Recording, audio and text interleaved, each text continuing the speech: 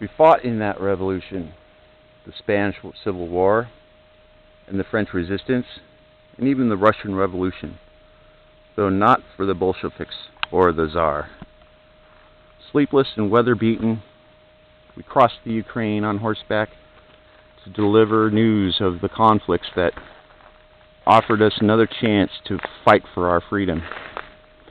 Tense but untrembling, we smuggled posters, books, firearms, fugitives, ourselves across borders from Canada to Pakistan. We lied with clean conscience to homicide detectives in Reno, to military police in Santos, to angry grandparents in Oslo. We told the truth to each other, even truths no one had ever dared tell before. When we couldn't overthrow governments, we raised new generations who would taste the sweet adrenaline of barricades and wheat paste, who would carry on our caustic quest when we felt or fled before the ruthless onslaught of the servile and craven. When we could overthrow governments, we did. We stood one after the other, decade after decade, century after century, behind the witness stand and shouted so the defeatist, self-satisfied, uptight citizen at the back of the courtroom could hear it. And if I could do it all over again, I would. As the sun rose after winter parties in unheated squats, we gathered up great sacks of broken glass and washed sacks of dishes in freezing water, while our critics, sequestered in penthouses with maid service, demanded to know who would take out the garbage in our so-called utopia.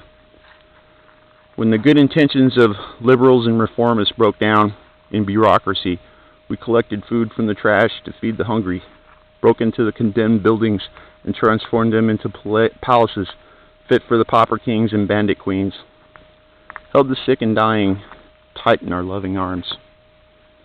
We fell in love in the wreckage, shouted our songs in the uproar, danced joyfully in the heaviest shackles they could forge.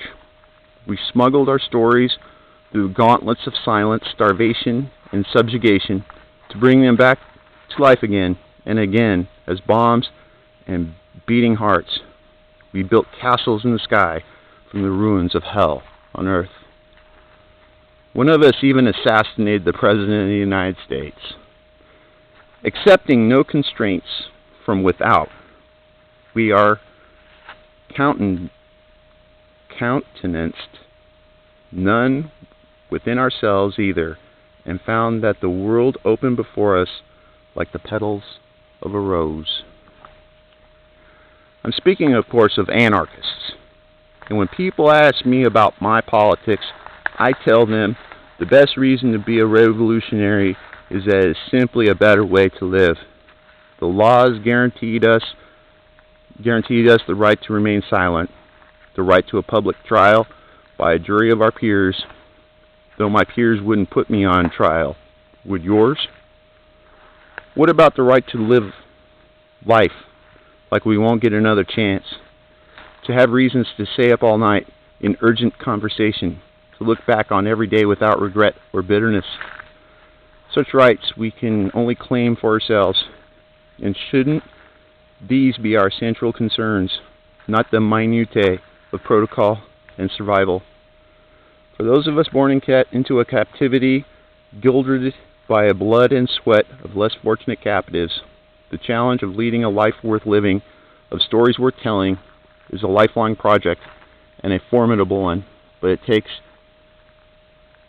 at any moment to meet this challenge is to contest that captivity. When we fight, we're fighting for our lives.